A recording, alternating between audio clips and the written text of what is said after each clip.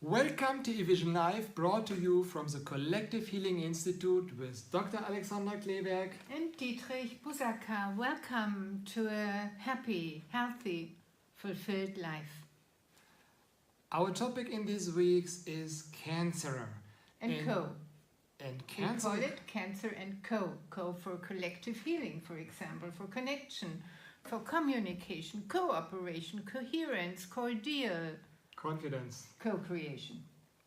Wonderful. So Cancer and Co is our topic, and you're accompanying us on a journey because we are preparing an online campus that will take place at the end of the year, and we are on the journey of making interviews with experts, with people who have healed themselves, with relatives of these people who had cancer, and also with practitioners, with researchers all around the world. And we are not into the medical part of cancer, but in the psychological part. Yes, it's about lifestyle, it's about consciousness, it's about embodimental settings. Yes.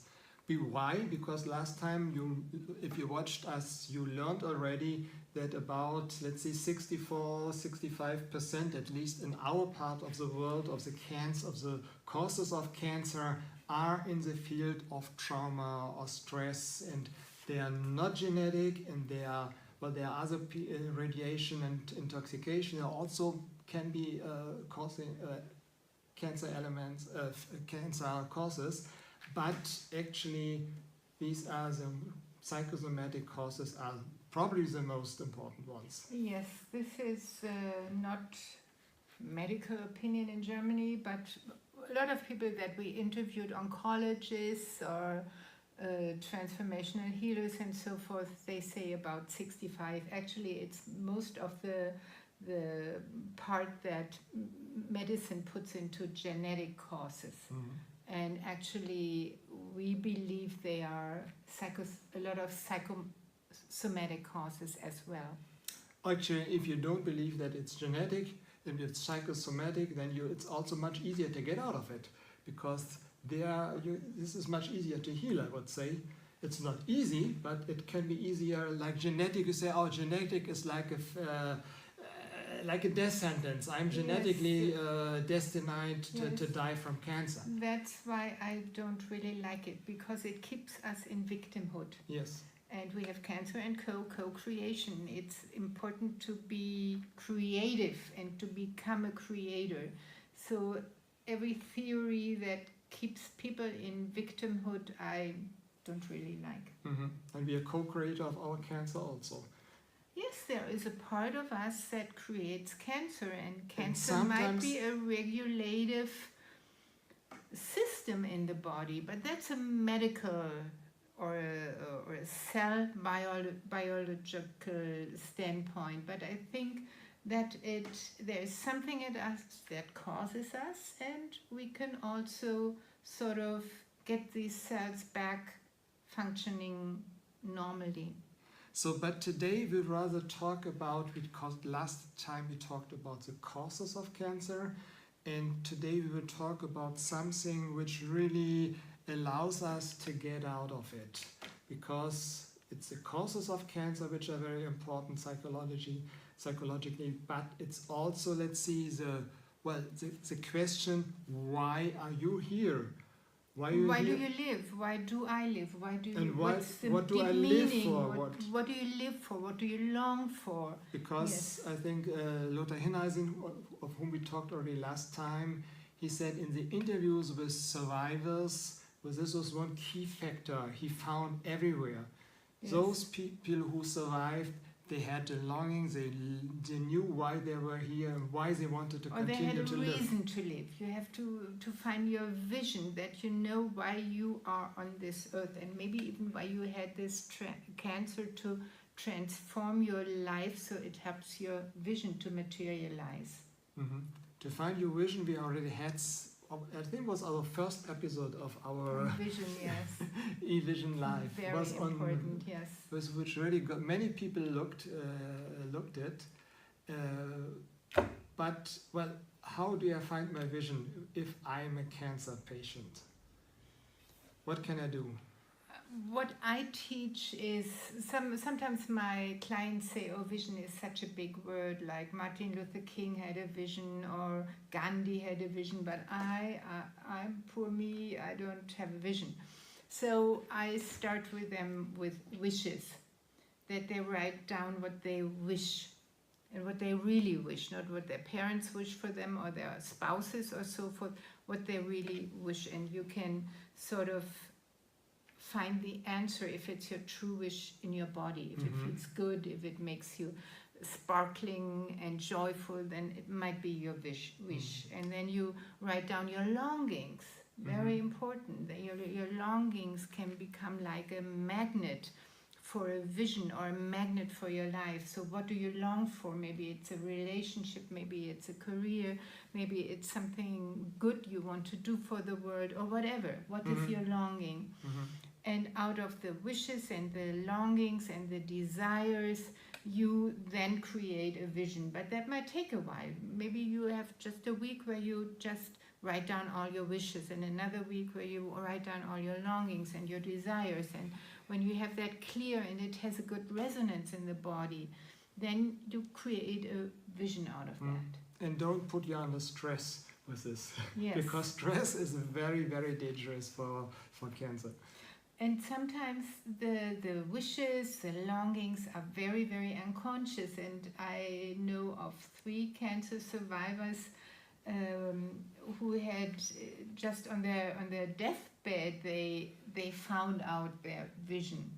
So let's hear the story. Well, there is this one story Lothar Hirneise said about a Swiss Swiss actress or something, and she was on her deathbed, and the priest came and the family was around, and she had married a younger man, and he tells it in different ways every time he tells the story, but it goes about like that. She was lying on the deathbed with cancer, and the door opens and her younger husband came in for her death, and she saw behind the husband a very beautiful blonde lady, and she knew it was his love, and she was dying now, and she was really pissed off. She was pissed off. She said, no, I want to tell them this wouldn't work like that. I don't want to die. I want to tell those 2 people that this is not okay. So she was very much in her anger and in opposition and in rage and in holy rage. And that gave her the energy to come out of this deathbed. And she survived. So this is a very crazy story. Incredible. Right? Okay. And I've heard from another story from my friend Freya. She's a doctor, and she knows I'm into self-healing, and I've written some books, and she said, oh, this self-healing stuff, I don't really know. I have a cancer survivor. She had a cancer in the body, and 5 years ago she was... No, it's the stomach and the intestine, and she was in the hospital, and they cut her off, and then they sewed her together and said, go home, you will die. And she said, this was 5 years ago, and she came into her practice a few days before we had this talk, and she said she was alive, she was cancer-free, and she didn't do psychotherapy, she didn't have a vision, nothing. She was alive. And I said, oh, Freya, something must have happened. Yes, something must have happened. And she said, yes, something happened. She went home to die, and her husband, he went on the stairs and he dropped dead. And so sometimes it's something happens in your life. Maybe it frees you, maybe it sort of unlocks the energy you have. Maybe she had an unconscious hate or dependency, I don't know, but that made her alive again. her husband died, and so Yes, or it maybe was not the just trauma, but this trauma helped her to return to life. yes. Amazing. Yes, maybe it could also be that she had nobody to take care of her. I don't know, but something happens, and we have a third one. Yes, I have. I just have to read it. I forgot it. It was with a friend of mine who had a practice in St. Gallen, and she said she had Switzerland. in Switzerland. She had a client, a 60-year-old lady, and with full of cancer, and she talked to her every week, I think, about causes and everything. And one time this lady came and said, I fell in love with a beautiful, rich Arab man. Oh wow. And that, I think that was the last time she saw her, but she got a letter or something like that from her telling months later, I'm cancer free and I'm still in love. So there are quite different reasons why somebody wants to live. One might be jealousy, one might be love, one might be loss or feeling free. Mm-hmm. We don't know. Just everyone who has cancer can think of what sucks me back into life. What is the attractive factor for yes, life? what brings me back into life? Mm-hmm. To love life, to be joyful, to be full of energy. What is my mission? What is my vision is very, very, very important. So the vision becomes stronger than the fear, and the vision becomes stronger than the cancer. Mm-hmm. And then we are talking about wishes. Also, we had, I love this. Lothar Hirnhasen talked about it. I think you also already knew this before. It was not the first time that you heard it, but for me it was. He was talking about making a treaty with your cancer. Yes. Talking to your cancer. Well, talking to your symptom is something I think that you teach anyways a lot. Yes. But making a treaty with your cancer. So let's say we're in the period of a time where making deals is very popular. Yes, so make a deal with your symptom. Make a deal with your symptom and tell them, okay, you old bitch there, you old cancer.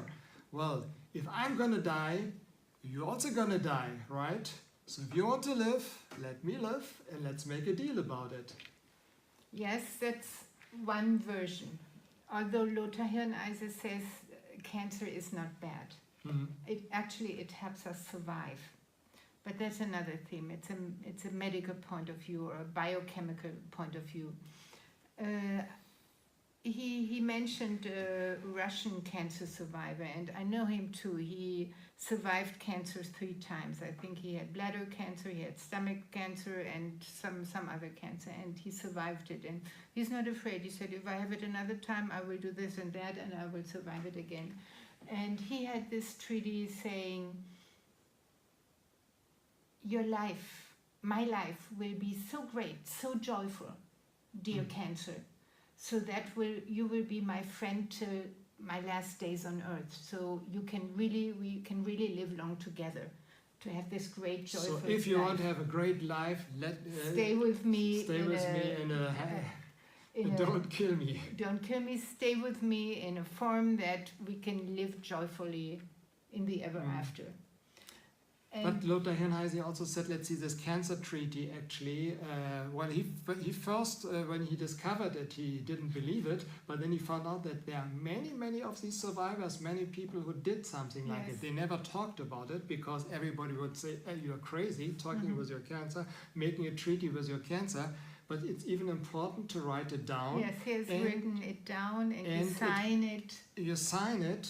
Well, the cancer can't sign, but you can sign on behalf of him. Yes, I don't know how they do it. It's That's part an of. Interesting question. It's a part of, as it is part of you. In the interview, we'll ask him that. Who should sign on behalf of the cancer? Yes. But the question was actually that. That you could also write down, okay, dear cancer, if you get smaller and let me live a normal life, then I will do this and I will do this. And there you can put in all your wishes. Yes, or I will transform, I will have less stress, I will do more joyful things, I will dance, I will eat healthy, I will sing, I will, I don't know, sleep enough, I don't know. But I think this is also a very important tool. But it's important to make it serious, a serious Yes. document for yourself. Yes, it's a treaty, it's a commitment for yourself and your body. It's in your body. Something in you maybe made it. So Cancer and Co, Cancer and Commitment. Yes. Okay. This is, I think, a good end. So don't miss, well, we have our next week, we have something very, very special We for have an you. open office hour beyond bumps and lumps with Bettina Flossmann and me, and maybe a specialist, a cancer survivor from South Africa, to discuss with you aspects of cancer, maybe to help you, to show you some ways, so we can build up a community, cancer and community, to heal together. And you will find the link to participate live. And what we would like to ask you, and please do it and don't leave us alone. We would like you to ask questions. If you have any questions to Alexandra, to Bettina, and who is also cancer survivor, please just write them down if you have any questions related to cancer. So this helps us a lot to prepare beyond lumps and bumps, which is really up to your interest. Okay. Thank you so much. Don't forget leaving your comments and your questions below, and hope to see you next week. Let's heal together. Open your heart and start.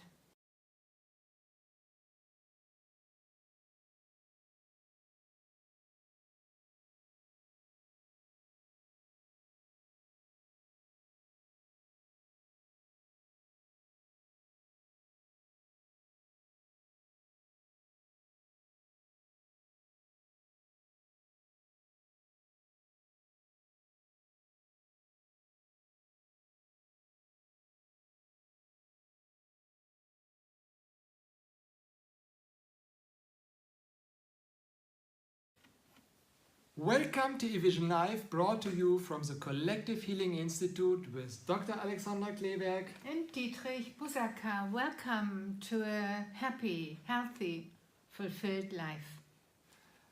Our topic in these weeks is cancer. And co.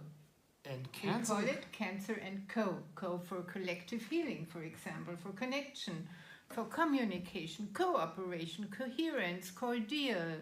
Confidence. Co-creation.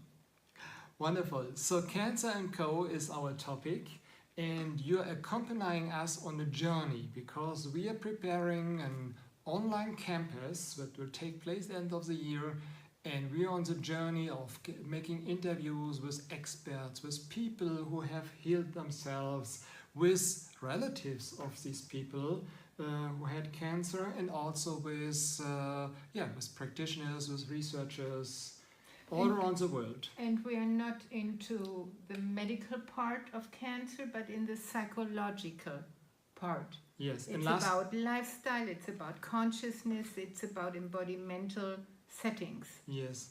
Why? Because last time, if you watched us, you learned already that about, let's say, 65% at least in our part of the world of the causes of cancer are in the field of trauma or stress, and they are not genetic, and there are other radiation and intoxication. There also can be causing cancer elements, cancer causes.